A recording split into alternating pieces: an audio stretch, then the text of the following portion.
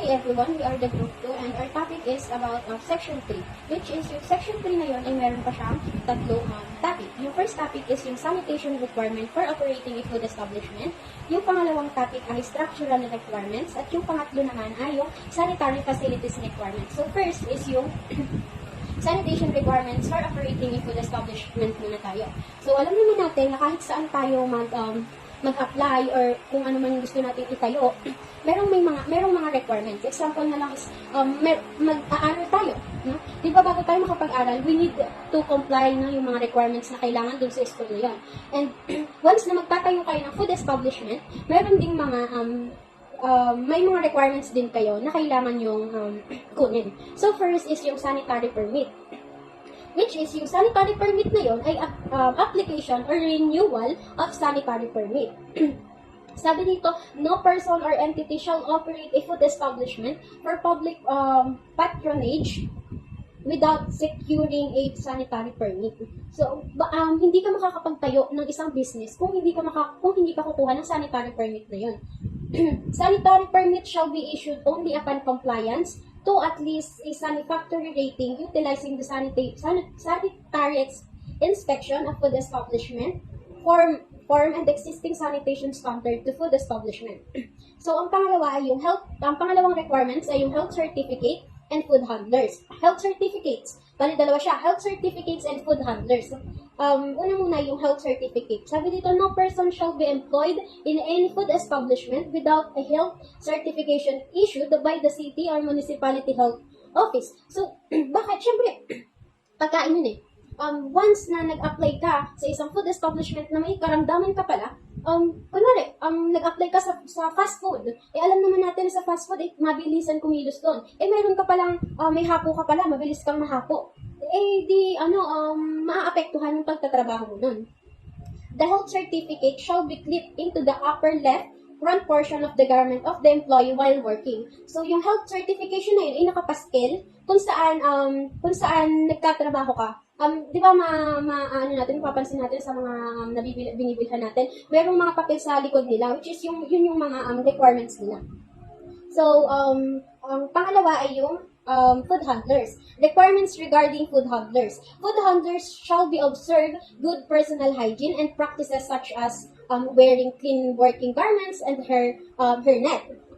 Also, kasama dun sa food handlers, yung wearing clean working garments at saka yung pagwawash ng hands, ng arm, and fingernails before working. So, such washing must be repeated during working hours and after smoking, visiting the toilet, pagka umubo ka, pagka ikaw ay, kapag ikaw ay nabahing, yon, kailangan mong maghugas ng kamay. Siyempre, na rin yun protection na rin yun para sa mga germs na mapupunta sa pagkain.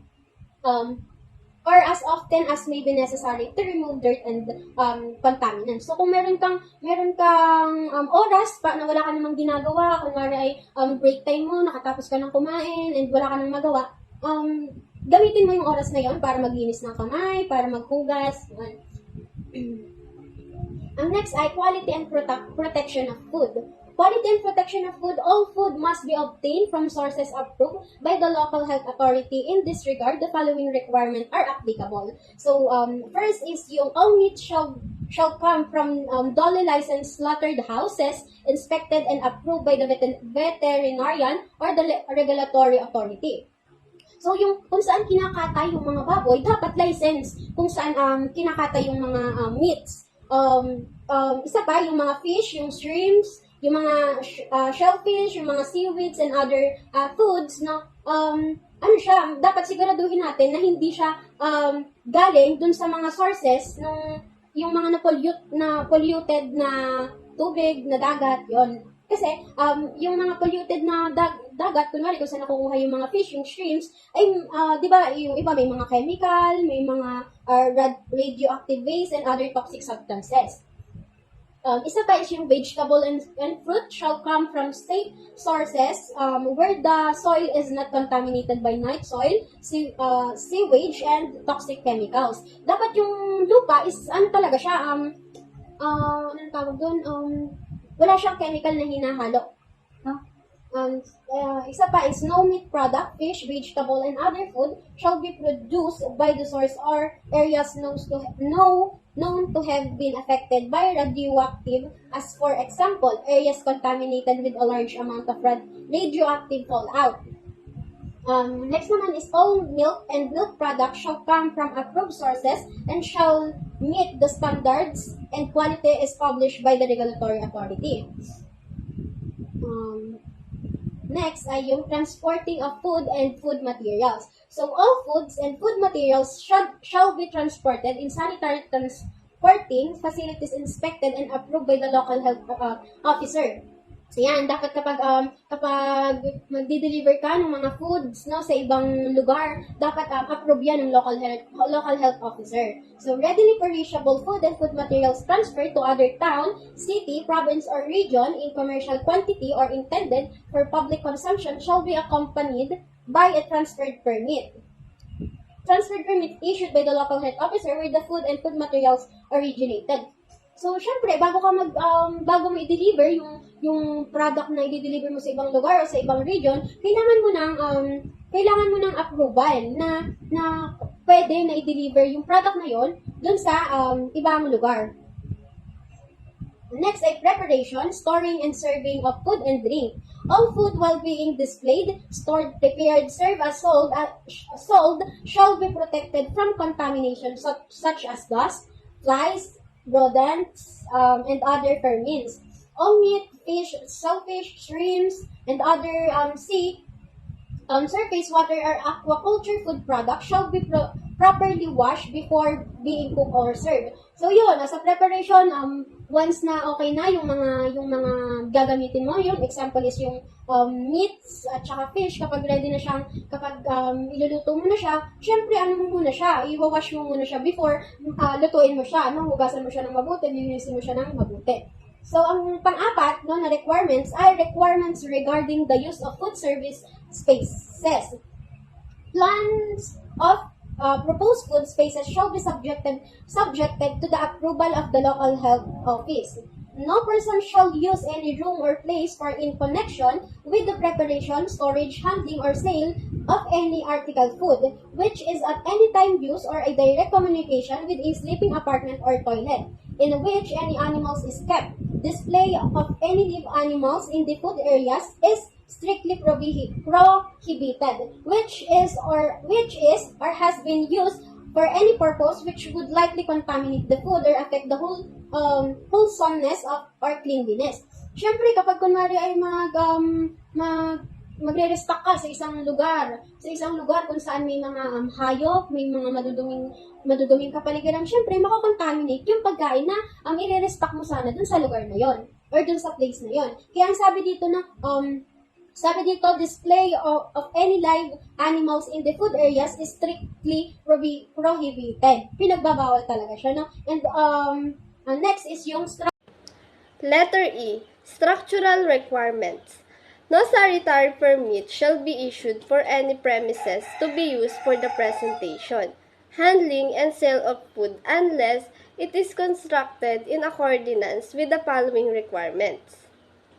Number 1. Floors. The floor of all rooms in which food and drink is stored, prepared, or served, or in which utensils are washed, shall be constructed of concrete or the impervious or easily clean material that is resistant to wear and corrosion.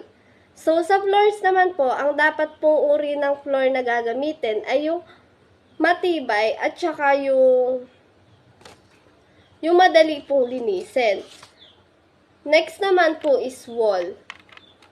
The internal surface of wall shall have smooth, even, non-absorbent surface capable of being readily cleaned without damage to the surface and constructed of dust-proof materials. Sa internal surface naman daw po ng walls ay dapat smooth at madaling linisin. Dapat din po ay gawa sa dust-proof at matibay po ang gagamitin sa walls. Next naman po is wall covering materials used such as sheet material, tile plastic, and other similar materials shall be attached and sealed to the wall or ceiling so as to leave no open spaces or cracks, which would permit accumulation of grease and debris or provide harborage or vermin.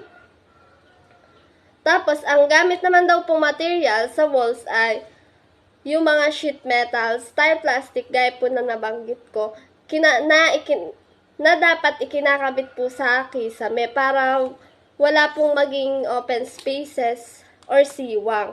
Ang mga decoration naman daw po ay dapat nililinis po palagi para makaiwas din po sa pagdami ng mosquito na nagsasanhi ng disease. Number 3 is ceiling. All ceilings, or if no ceiling is provided, the entire under surface of the roof shall be dustproof and washable.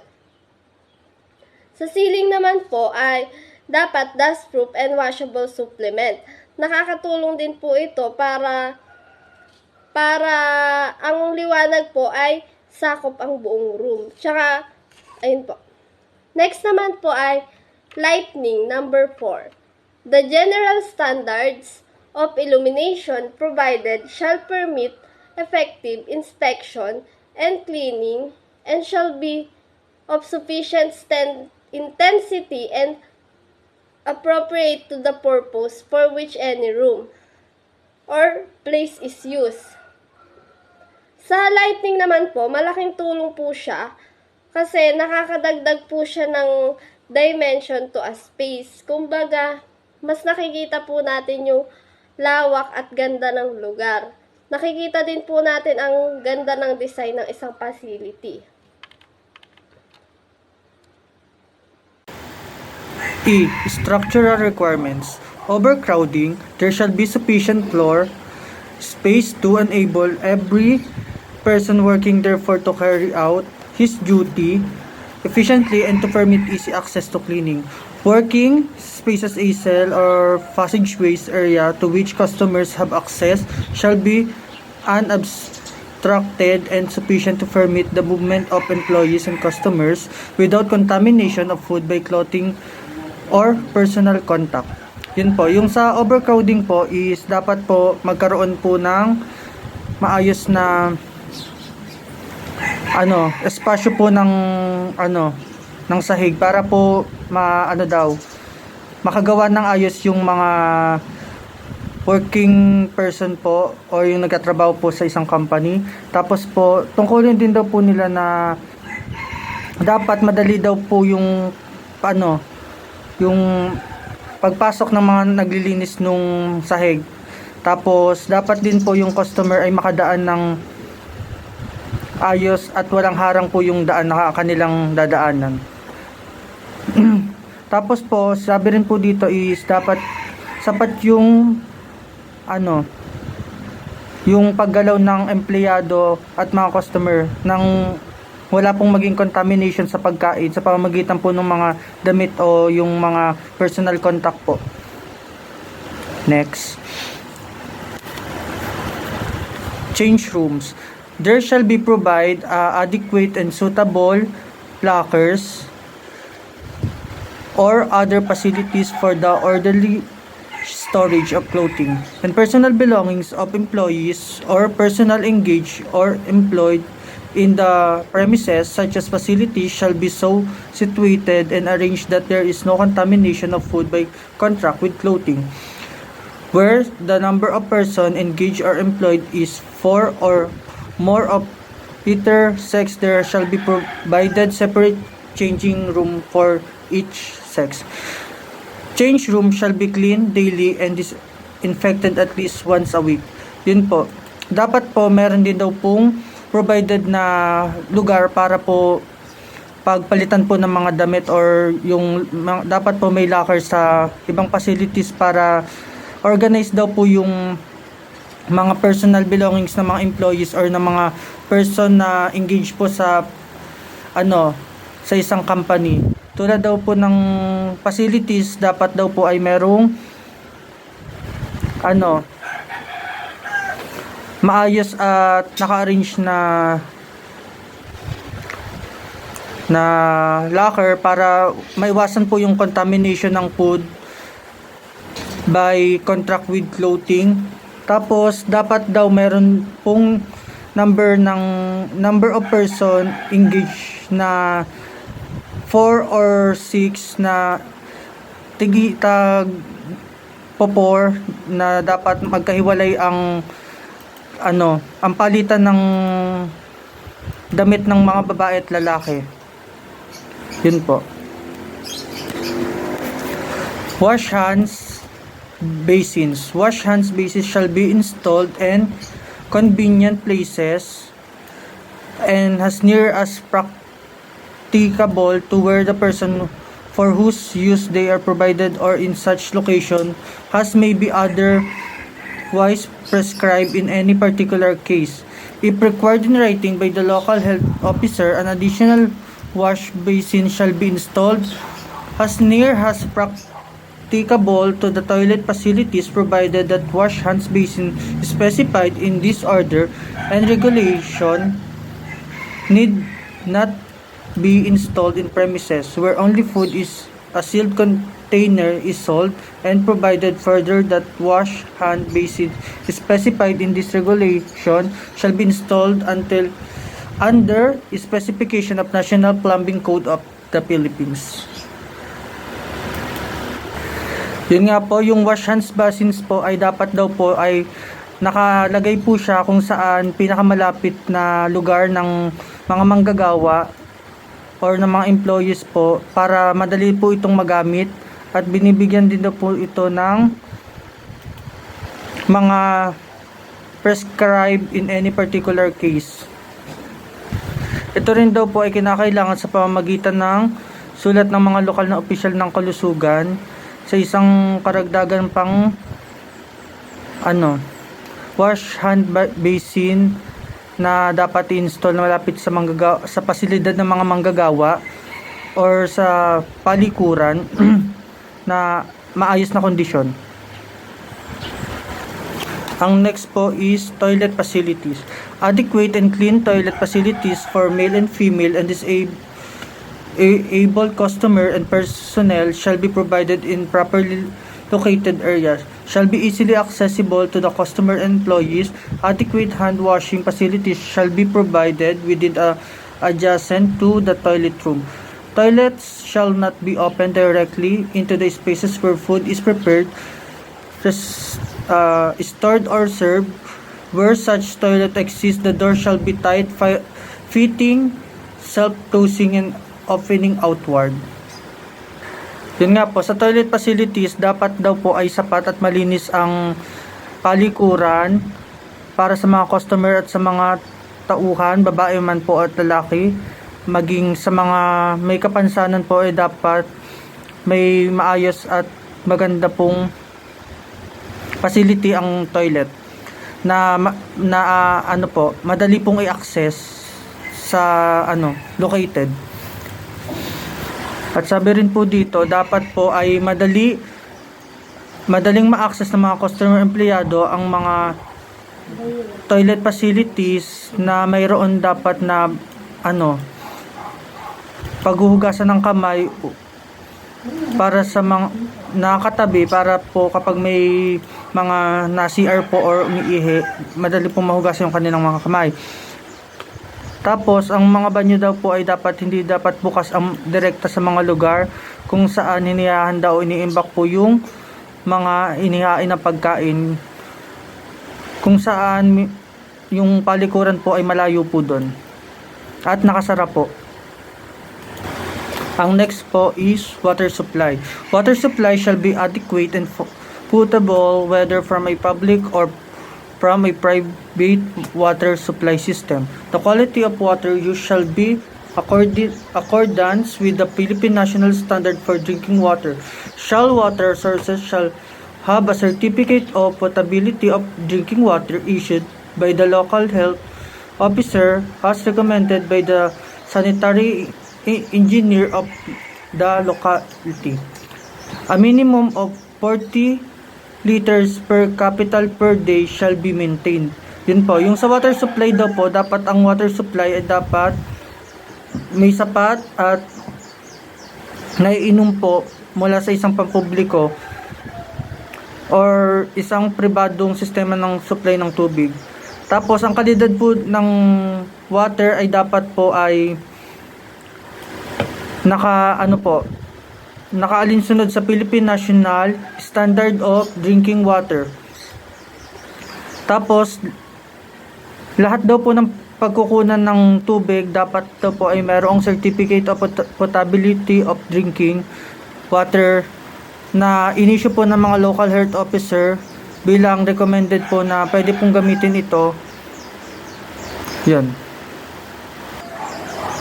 Next po is sewage disposal and drainage. All sewage discharge from food establishment shall be disposed in a public sewage system or in the absence of thereof in a manner complying with the general provision on waste disposal of Department of Health Circular Number 220 Series of 1974 implementing the provision of Presidential Decree Number 522 and Chapter 17 of PD 856 and its implementing rules and regulation. Yun po. Ang sabi po dito sa sewage disposal and drainage, lahat daw po ng mga dumi sa mga food established dapat dinidischarge at na-dispose sa mga public sewage system or yung absence of thereof. Tapos po, kung wala daw po yon sa paraan po na sumusunod sa pangkalatang provision sa pagtatapon ng basura ng Departamento ng Kalusugan Circular bilang 2020 Series of 1994 na nagpapatupad ng ang provision ng Presidential Decree na 522 at Chapter 17 ng PD 856, ang mga tuntunin at regulasyon sa pagpapatupad nito. Yun po. Sewage disposal and drainage. All sewage discharged from food establishments shall be disposed in a public sewage system, or in the absence thereof, in a manner complying with the general provision on waste disposal of Department of Health Circular Number 220, 1974, implementing the provisions of Presidential Decree Number 522 and Chapter 17 of PD 856 and its implementing rules and regulation. Improper disposal of sewage can result in the contamination of water sources and the spread of diseases. By requiring food establishments to dispose of their sewage in a proper manner, the risk of waterborne diseases and other health hazards can be minimized. Refuse collection, separation, and disposal. Collection.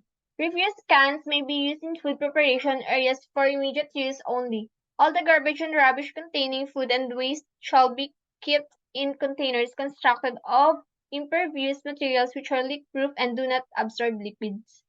All containers shall be provided with tight-fitting lids or covers so constructed and maintained as to be vermin-proof and easily cleansed.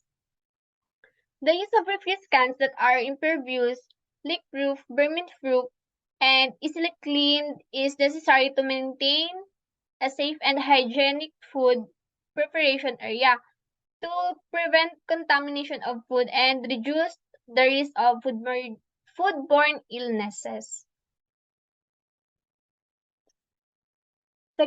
Segregation and separation. Refuse shall be separated as follows. Recyclables, these include dry papers, cardboards, plastic rubbers, glasses, broken bottles, metals, and minerals.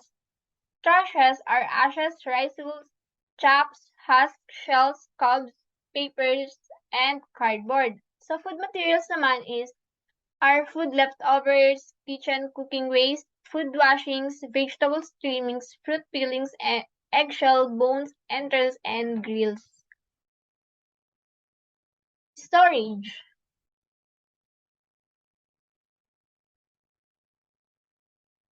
Storage is refuse receptacles containing food waste shall be stored so as to be inaccessible to vermin If this is not possible, containers or cans shall be stored in a manner so as not to create potential insect and rodent attractants, harborage, and nuisance. A refuse storage room of enclosure may be constructed and it shall be of easily cleanable, washable washable materials and vermin proof. The floors and the walls shall be of relatively non-absorbent materials. So the requirement for storing refuse receptacles containing food waste in an accessible manner and using specific construction materials for refuse storage rooms or enclosures is essential to prevent attraction of vermin and maintain a clean and sanitary environment. Food waste is highly attractive to vermin such as rats, mice, insects, and these pests are not only a nuisance, but also pose significant health risks as they can contaminate food and surfaces with their dropping urine and pathogen they carry.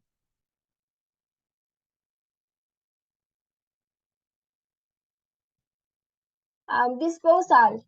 All garbage, rubbish, and other refuse be disposed of at least once a day or at such frequencies through a municipal or city or private collection system or by any approved method, and in such a manner as to prevent nuisance. Open burning of refuse shall be discouraged, however, where rubbish or other combustible part of refuse is burned on the premises. An incinerator shall be provided and operated in a sanitary manner so as not to create potential air pollution or nuisance problems. So, the proper disposal of refuse and the discouragement of open burning and the provision of an incinerator are important measures to protect public health and the environment. By the following these regulations, the risk, diseases, pollution, and other hazards can be minimized, promoting a safer and healthier community.